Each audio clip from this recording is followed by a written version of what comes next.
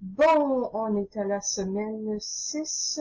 Alors, vous avez vu l'introduction à l'EMG. Et puis, maintenant, je vais faire une introduction, si on veut, aux polyneuropathie axonale sensitivo-motrice. Donc, sensitive et motrice.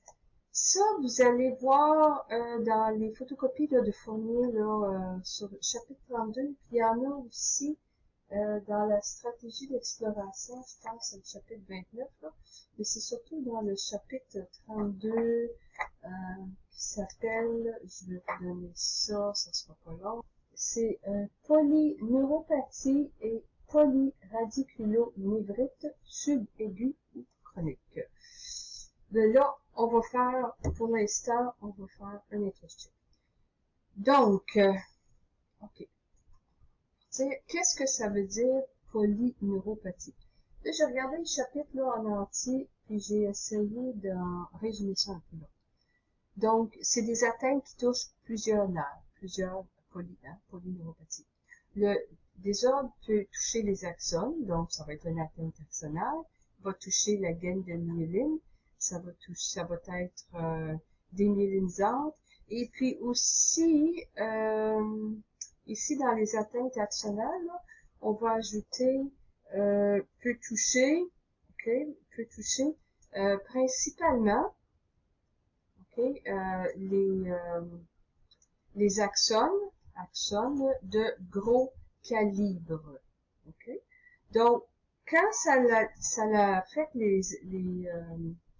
les axones de gros calibre, là, qu'est-ce que ça nous donne? Ça va nous donner des vitesses de conduction ralenties, hein, parce que les vitesses de conduction, c'est les grosses fibres, les gros axones, les grosses fibres qui conduisent le plus rapidement. Okay. Puis, le désordre peut toucher aussi les axones, la myéline, les deux en même temps, donc on va parler d'une atteinte mixte. Le développement d'une polyneuropathie peut être soudain ou aigu, c'est la même chose, là. Puis il peut être chronique ou subaigu, puis devenir chronique, puis s'installer là sur plusieurs mois puis plusieurs années dans certaines maladies, là, donc des polyneuropathies acquises. Le désordre peut être héréditaire, et puis les atteintes peuvent résulter de plusieurs problèmes métaboliques, comme diabète, insuffisance rénale. Il y a d'autres choses aussi, l'infection, toxiques, les métaux lourds, puis ces choses-là. Nous, ce qui est important là dans ce chapitre-là, pour ce qui est de la pathologie, vous allez voir ça en pathologie. Ce qui est important de comprendre ici, là, c'est qu'est-ce que ça veut dire une polyneuropathie? Comment est-ce que ça se présente sur une conduction nerveuse? Puis pourquoi ça se présente comme ça? Hein? C'est quoi l'amplitude? C'est quoi la vitesse de conduction? Tu sais, avoir une idée pourquoi ça se présente comme ça. Les protocoles, comment est-ce qu'on peut vérifier le mieux possible une polyneuropathie? Puis le type d'onde, hein, parce qu'il y en a comme des Guillain-Barré, puis des Charcot-Marie, tu sais, ils ont des particularités. Et puis, qu'est-ce que je voulais dire à part ça?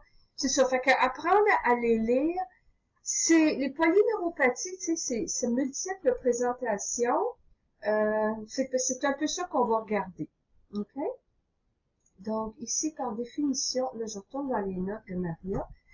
Par définition, les polyneuropathies axonales sensitivo, j'ai oublié le ti, sensitivo-motrices sont longueur dépendante. Longueur. Donc, plus la fibre est longue, plus ça va être affecté, car elle touche les fibres nerveuses les plus longues. Elle débute de façon, les polyneuropathies toujours, axonales, avec le S, elle débute de façon ascendante. Donc, ça part d'en bas, puis ça monte. OK? Puis là, ça se traduit comme ça. Au niveau des membres inférieurs, par les orteils, puis ça monte par les pieds, puis ça monte. OK? Les orteils, le pied, la cheville, le mollet, bang, bang, bang, puis ça monte. Et pour les membres supérieurs, ça va commencer comme dans le bout des doigts, puis les doigts, les mains, puis ça monte.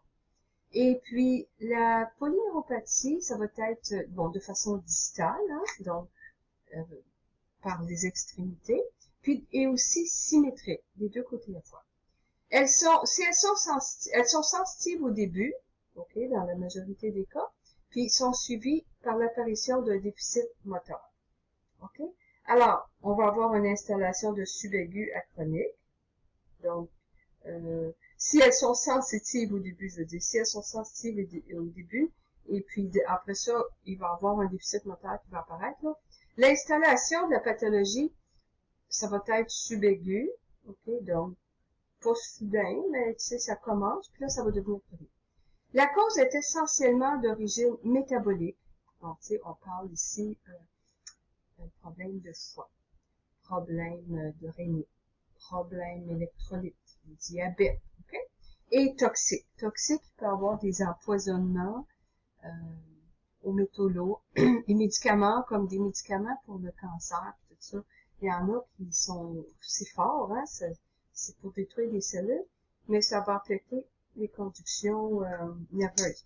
J'ai eu quand je travaillais en Arabie Saoudite, il y avait une petite fille, elle avait, j'en avais peut-être 10 ans. Puis là, elle avait un type de cancer, je me souviens pas c'était quoi. Mais je me souviens qu'elle prenait du vincristine, c'est un médicament. Puis, elle était toute faible, puis toutes ses conductions étaient toutes de basse amplitude, des vitesses ralenties. Mais ça, c'est des choses réversibles. Hein. Quand on laisse la médication, ben, ça le nerf, il va reprendre. Hein. Et puis, si elles sont axonales, secondaires à une atteinte par altération des transports axonaux. Bon, s'il y a des problèmes au niveau du transport dans les axones, fait que ça peut être une cause de la polyneuropathie. Donc, on a ici le portrait, là, voyez-vous, en gros, ici, vous avez les doigts, les orteils. Hein. Fait que ça commence par les nerfs les plus longs. Fait que, tu sais, ce nerf-là, il est plus long. Ça commence par les pieds. Puis, quand vous avez des patients, ça, qui ont des tunnels carpiens, puis là, qui disent, ben là, j'ai les orteils engourdis aussi, puis, tu sais, fait que, attendez pas que le médecin vous dise, là, puis faites un nerf sural, faites un nerf péroné. Parce que, dans un tunnel carpien, par exemple, si c'est un tunnel carpien ou cubital, le nerf sural devrait pas être affecté, c'est pas à même place, hein. Donc, vous pouvez faire ça. Des fois, le patient va dire, ben là, tu sais, tunnel carpien, puis là, c'est tous les doigts. Puis là, oups, le cubital est affecté. Mais on peut faire un radial sensitif. Ah, ben là, c'est un peu là. On va aller faire un sural. OK? Juste pour être sûr que, pour voir si c'est pas finalement une polyneuropathie. Alors, les protocoles recommandés. Le protocole ou les protocoles, je vais dire le protocole, on va prendre en gros, là. S'assurer que la température des membres est au-dessus de 30 degrés. Ça, c'est important pour être sûr. Mais 30, 32, là. Moi, je prends 30, là, surtout l'hiver, parce que c'est difficile. Puis, on étudie les nerfs moteurs des membres inférieurs et supérieurs, des fois bilatéralement, pas mal souvent bilatéralement. Et puis, les nerfs sensitifs des membres inférieurs et supérieurs, parfois aussi bilatéralement. OK?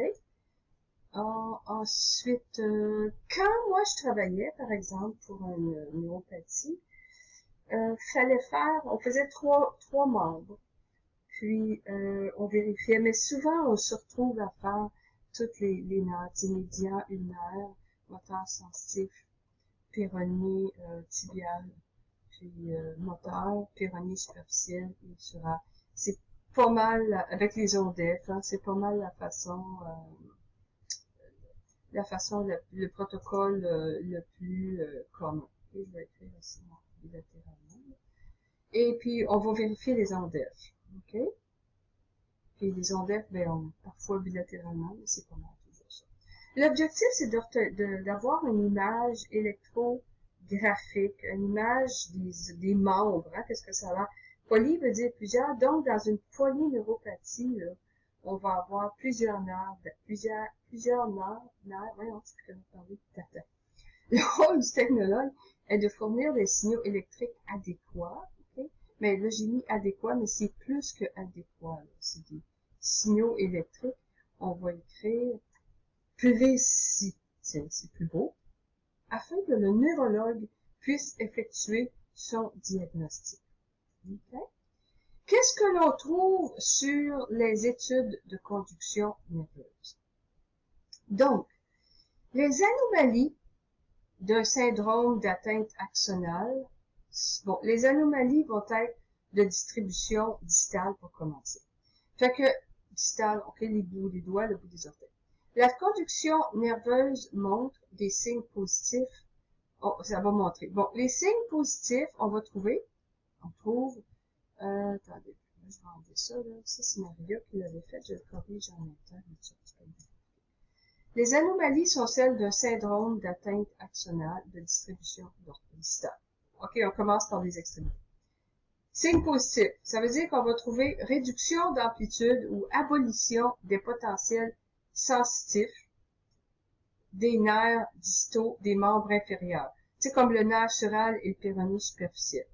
Souvent, les potentiels vont être de très basse amplitude. Il faut les enregistrer comme des fois là à 5 microvolts par division. Hein? Ok, c'était rendu là. C'est ça. Fait qu'on peut utiliser même des gains, là, des amplitudes, des sensibilités de 5, même 2 microvolts par division. Des fois, il n'y a rien. Aussi, on va avoir le nerf médian, là, une nerf médian, une nerf et radial sensible qui va être affecté, mais moins au début, ok? Après ça, oui, ça va être affecté. Mais au début, c'est les jambes, les membres inférieurs, puis après ça, les bras.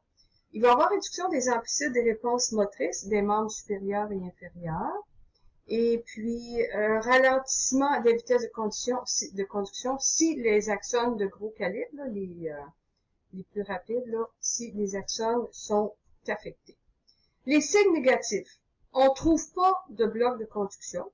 Puis les vitesses de conduction segmentaires normales ou un petit peu diminuées. Tu sais, comme dans un tunnel carpien, on va avoir une latence ralentie au niveau du poignet. OK? Mais le reste, bon, ça va être correct. Dans un problème de polyneuropathie, ben, on pourrait avoir la latence là, de diminuer. Et puis, on pourrait avoir aussi au niveau de l'avant-bras. Comme lunaire, on aurait lunaire qui est diminué, la vitesse de conduction qui serait diminuée partout dans les 3 segments. Tu sais, si on fait le segment en bas du coude, coude et aisselle coude, ben, ce seraient les 3 segments qui seraient affectés. OK? Fait que c'est ça, vitesse de conduction segmentaire normale. Ou des fois un peu diminuée, là, mais de façon générale, c'est normal. Les types de neuropathie axonale. Là, ici, on va y aller, on n'ira pas trop en détail, ok? Mais c'est pour avoir un portrait d'ensemble. Fait qu'est-ce qu'on se souvient des polyneuropathies? Polyneuropathie, plusieurs nerfs. Il va avoir, les axones sont affectés. Ok? Donc, si les axones sont affectés, on a des pertes d'amplitude. Ok? Si les axones affectés, dans les cas plus graves, là, bon, il va avoir les gros axones qui sont affectés. Les gros axones, c'est les axones qui conduisent à grosse vitesse. C'est les rapides. Les gros axones, c'est comme les grosses voitures sport. OK? Fait que si les grosses voitures sport, les gros axones sont affectés, ben là, il va y avoir des ralentissements. OK? Puis ça commence toujours, pour les sensitifs, les amplitudes commencent toujours, les extrémités sont affectées. OK? Donc, qu'est-ce qui peut causer des neuropathies axonales? Il y a bien des causes. Donc là, on va en regarder quelques-unes. Diabète. Fait que c'est à cause de l'hyperglycémie. Vous allez voir ça dans votre cours de pathologie. Portrait électrophysiologique. On a souvent une asymétrie des réponses. OK? Donc, c'est comme patché, là. Puis, les extrémités sont touchées en premier. Les pieds. C'est pour ça les mains. C'est pour ça ça monte. Les atteintes sont on peut avoir des atteintes multitronculaires. Qu'est-ce que ça veut dire? On peut avoir un tunnel carpien. On peut avoir un problème du cubital au coude. On peut avoir un péroné, un foot drop. Puis là, tout a l'air de ça, mais quand on fait d'autres conductions, ben là, on se rend compte que il y en a tout partout, là. OK? C'est plus juste un tunnel carpien, un cubital au coude. c'est que les nerfs sont coincés un peu partout, puis il y a des ralentissements. Parce que dans le diabète, là, les nerfs sont sensibles. OK? Les nerfs sont sont facilement endommagés. Fait que la moindre pression va venir affecter le nerf, puis là, ça va causer un ralentissement, ça va causer une neuropathie. OK? Comme un nerf, une personne qui n'a pas de diabète, une personne qui est en santé, ben les nerfs, ils sont en santé. Puis là, on peut se cogner, mais il va sortir, il va s'arranger, puis ils se démoliront pas au premier coup. Mais dans le cas du diabète, les nerfs sont sensibles. OK? Fait que là, c'est pour ça que c'est ça, des mononeuropathies isolées ou multiples.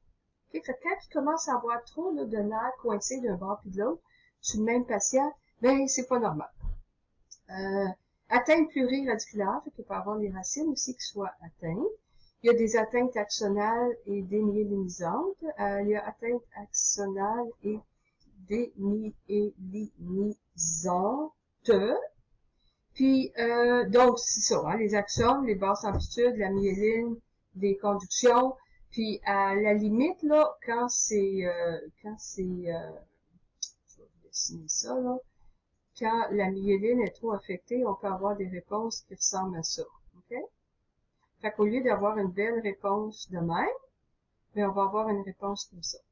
Fait que ça, c'est prolongé. Puis, oups, j'ai oublié le petit bout comme ça, là. Ça, c'est prolongé. Mais il y a aussi qu'on voit que l'amplitude est basse, hein. Si c'est vraiment normal, on aurait ça, là. Puis, le signal est dispersé, hein. Il est comme tout entrecoupé. Ben, ça, c'est démyélinisant puis axonal en même temps. Puis parfois, altération des réflexes H. Ensuite, oups, faut y enlever ça. Là, j'ai ici un exemple de conduction nerveuse dans une polyneuropathie diabétique qui débute. Alors, étude de la conduction sensitive. Ah, c'est les nerfs sensitifs en premier. Hein. En A, médian droit, amplitude 17 et gauche, amplitude 13. OK. Natural. Amplitude de 3 à gauche, amplitude de 5 à droite. À gauche, à 3 à droite, puis 5 à gauche, un et l'autre. Donc, c'est petit un petit peu. OK? Fait que ça débute. Ça débute. Ici, polyneuropathie sensitivo-motrice axonale, longueur dépendante. OK, qu'est-ce qu'on a ici? A et B, péronnier, jambier antérieur, amplitude à droite, 7.9, à gauche, 7.2. Et puis ici, ça c'est en A et en B. Ensuite, C et D, péronnier à l'EDB. Et donc, ici, le AB, péronnier, jambier antérieur, là, c'est le tibialis antérieur. Okay, le muscle en avant de la jambe, quand vous marchez, là, le muscle qui lève le pied, là. Fait que c'est proximal, hein. Donc, nos amplitudes, là, sont pas pires. 7.9, 7.2, c'est bon. Des millivolts, c'est bon. Péronnier, l'EDB. Fait qu'on voit ici c'est distal. OK, 1.9 millivolts, c'est trop petit. À gauche, puis 2.3 à droite, avec des vitesses de conduction de 37 et 33. Ça doit être 40, tout dépendant des valeurs normales du lab, là, mais en général, on va dire 40, là. Donc, c'est ralenti, hein, c'est parce que c'est distal, c'est plus ralenti. E et F, tibial postérieur plantaire. Donc, on a 0.7 millivolts et 1.3 millivolts. Donc, c'est très basse amplitude pour un tibial. Okay. Ça va ressembler à ça. Plus on est distal, plus ça va être petit. Souvenez-vous les polynévrites. Okay. Polyneuropathie. Ici, on a une polynévrite diabétique qui a évolué. Polynévrite puis polyneuropathie, c'est la même chose. Donc, qui a évolué. L'étude de conduction nerveuse du nerf médian, fait qu'on a des vitesses de conduction de 27 mètres par seconde, puis des amplitudes de 6 microvolts. OK? Conduction sensitive. L'amplitude, pour un médian, c'est 20. Je pense pas que ce soit 15, là, habituellement, là, tout dépendant des protocoles. Et puis, le natural, ici, les vitesses de conduction 34, c'est bas. OK? Et puis, 31, à 34 à droite avec 1.5 microvolts. Vitesse de conduction gauche 31, amplitude de 0.5 microvolts. C'est pas fort. OK? Donc, on voit bien ici que le nerf est affecté, le sang région distale.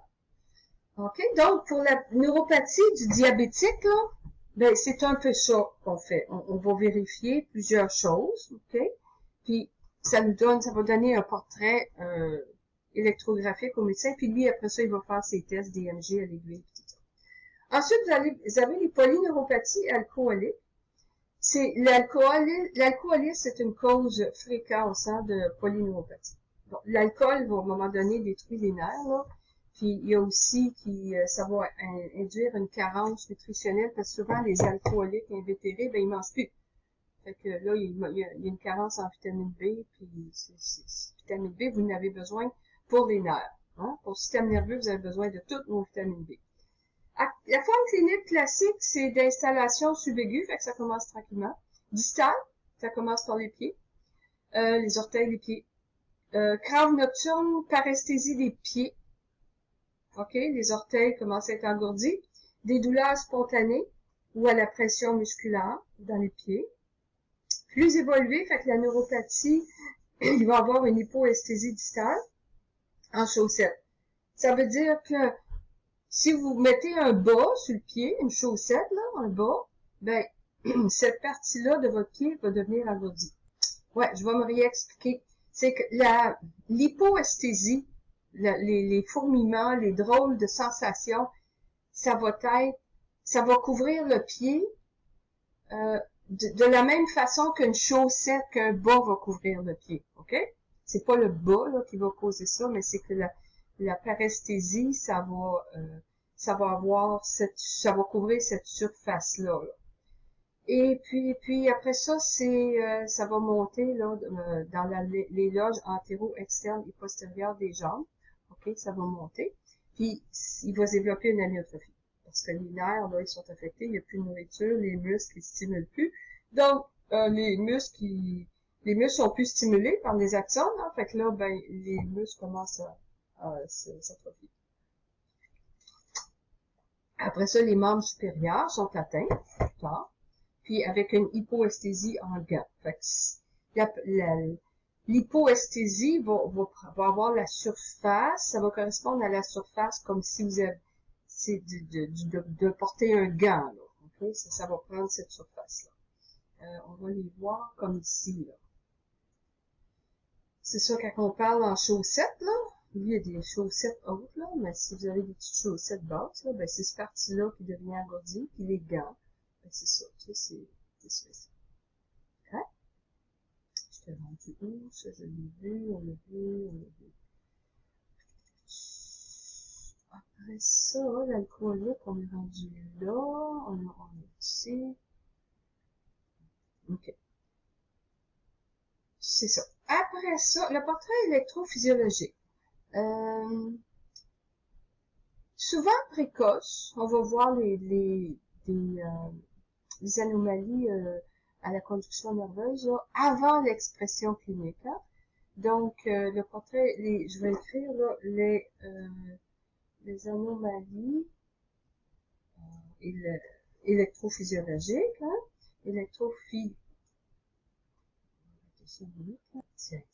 Fait que les changements électrophysiologiques sont souvent précoces, ok? Et puis parfois même avant l'expression clinique, avant que le patient là se rende compte là, qu'il y ait des engourdissements, des choses comme ça. Il s'agit d'une neuropathie axonale distale qui est au début à prédominance sensitive, avec diminution des amplitudes sensitives et une conservation des vitesses de conduction au début. Ensuite, Plus tardivement, la pinte axonale affecte, intéresse les fibres motrices et sensitives. Lorsque la perte axonale est très importante, la vitesse de conduction devient altérée, pouvant mimer une neuropathie démyélisante. Sans traitement vitaminique, B1, puis des vitamines B, parentale, donc par injection, et en l'absence de l'arrêt de l'intoxication, le pronostic de cette neuropathie est mauvais. Alors, c'est pas bon, là. Il faut un traitement, il faut arrêter l'alcool aussi.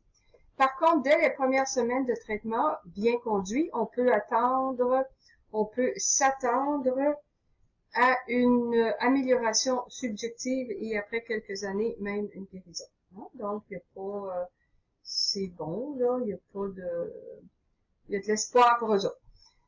Ici, une polyneuropathie d'alcoolique, fait qu'ils ont fait un arc péronnier, en A1, droit, puis ici, 2, c'est distal. Ensuite, les vitesses de conduction à 45 mètres par seconde. Le gauche, ici, 4.6, vitesse de conduction 46. Ok, fait que c'est les amplitudes qui sont affectées ici.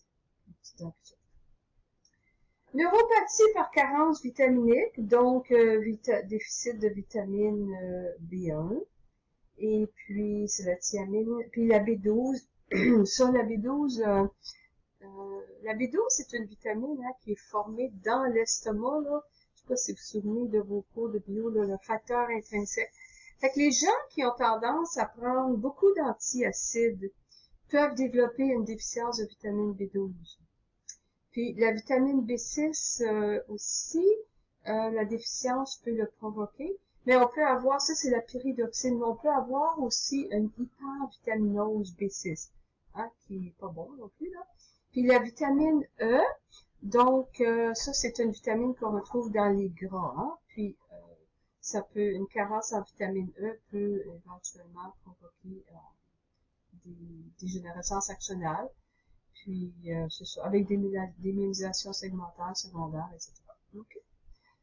Ensuite, on a ici j'ai les toxiques iatrogènes. Donc ça c'est des médicaments. Chimiothérapie anticancéreuse, antituberculeux, antiviraux, tous les médicaments. OK, les traitements en rhumatologie. Il y en a une liste là dans le manuel de Fournier. Vous n'avez pas besoin de savoir tous les médicaments, puis qu'est-ce qu'ils font. Puis c'est juste que ça peut être une cause là de polyneuropathie. On va avoir une diminution des amplitudes des potentiels sensitifs s'il y a présence de paresthésie. OK? Puis ensuite, polyneuropathie des environnements industriels. Donc, c'est une neuropathie qui survient le plus souvent de manière subaiguë, donc tranquillement pas vite, dans le contexte d'une exposition professionnelle ou de manière aiguë lors d'une exposition accidentelle ou un empoisonnement. OK? Oups, voilà. Les produits toxiques les plus fréquents, métaux lourds, arsenic, mercure, plomb. Le plomb, dans le temps, il y avait ça dans la peinture, les peintres avaient ça. Dans certaines manufactures, là, ils produisent les métaux lourds, là. Il y a l'or aussi, il peut y avoir des intoxications à l'or aussi. Puis, ça c'est rare. Ensuite, vous avez les composés industriels, OK? Ici, là, de l'oxyde d'éthylène, puis des choses comme ça. Donc, le portrait électrophysiologique, de ce que je me souviens, des vitesses de conduction ralenties et des chutes d'amplitude. Okay? Et puis ici, ensuite, vous avez d'autres polyneuropathies. Là, vous avez toute la liste, là, lupus, polyarthrite, rhumatoïde, infectieuse, le sida, l'hépatite C, maladie de Lyme. Vous les avez toutes. Après, vous avez les neuropathies des vascularites, ce qui affecte les vaisseaux sanguins. Puis, vous avez ici les formes axonales de la maladie de Charcot-Marie, qu'on va voir plus tard, en détail. OK? Mais là, Maria les avait mis ici, là. C'est juste pour vous montrer, vous avez la maladie de Charcot-Marie toute, là. Puis, forme axonale. Alors, les amplitudes sont basses. Puis, on a aussi des vitesses de conduction qui sont basses dans le type 2 de Charcot-Marie. OK? Donc, il y a d'autres axones ici sont basses. les amplitudes. Les amplitudes. OK. Puis, je vais vous montrer le portrait, là, de Charcot-Marie. Ça, c'est une maladie qui est héréditaire, qui se développe tranquillement. On voit, hein, la jambe ici qui est toute petite, là. Puis la jambe ici qui est correcte. Et les patients, souvent, ils vont dire quand ils étaient jeunes, il y avait de la misère à courir, c'était de la faiblesse. Alors, c'est ça. Puis le pied, c'est typique, hein, le pied, ce qu'on a dit en pescavus. Vous avez, lui, il est pas si pire, mais il y en a, là, vous avez l'âge du pied, là. Je vais vous le dessiner, là, avec, je vais vous mettre une petite couleur là-dessus, là. Ça en route. Moi, j'ai vu des patients, là, il y avait ça comme ça, ok? Puis là, après ça, ils ont vraiment les orteils, là, en marteau de même. Ben là, c'est exagéré, là, mais ça vous donne une idée un petit peu, ok? C'est vraiment, ça vient croche comme ça. Puis là, ça leur prend des souliers spéciaux, toute la forme, parce que c'est pas drôle, là. Annexe, Maria, elle avait mis une petite annexe ici. Oubliez ça. Et puis, ça, je voulais vous montrer le syndrome de Raynaud. C'est quelque chose que vous allez voir assez fréquemment. OK? Quand les mains deviennent froides, là, ça, c'est un problème avec la circulation, là. Ils viennent le bout des doigts bleus, mauves, des fois c'est vert. OK? C'est juste de tenir les mains réchauffées, hein. Vous allez voir ça dans le laboratoire. Et puis ici, la présentation de deux types, là, de polyneuropathie. Vous avez la mononeuropathie multiplexe. Mononeuropathie multiplexe. Fait que, essayez de deviner quel nerf est impliqué. Ça, c'est des patients qui ont des mononeuropathies. Donc, c'est des neuropathies mono, là, comme, mais c'est multiplexe, fait qu'il y en a un peu partout. Puis ici, c'est une polyneuropathie. Hein? Donc, c'est symétrique avec la chaussette puis les gants. Okay? Fait qu'ici, bon, ben, on a quoi? On a un lateral femoral cutaneous nerve. Hein? Ici, on a le peroneal, on a le sural. On a ici le ulnaire, puis ici, on a le médial. Alors, c'est tout pour ça. Je pense que ça en a fait beaucoup. On a 32 minutes. Et puis, je vais vous faire un petit module là-dessus, là. Mais l'affaire, c'est de vous souvenir en gros, hein, d'utiliser le jugement. Comme cette photo-là, c'est parfait. Tu sais, vous utilisez le jugement, là. Laquelle qui est une polyneuropathie, ben, c'est ça, hein. On sait que c'est symétrique. Ça commence par les pieds, puis les mains, puis, hein, ça monte, là. Et puis, vous avez ici l'autre, la mononeuropathie multiplexe. Donc, c'est des mononeuropathies, mais il y en a un peu partout. OK? Fait que, on va arrêter ça là-dessus, puis je sais pas si vous allez l'écouter aujourd'hui, mardi, mais si vous l'écoutez, bonne écoute, et puis on va se voir demain après-midi.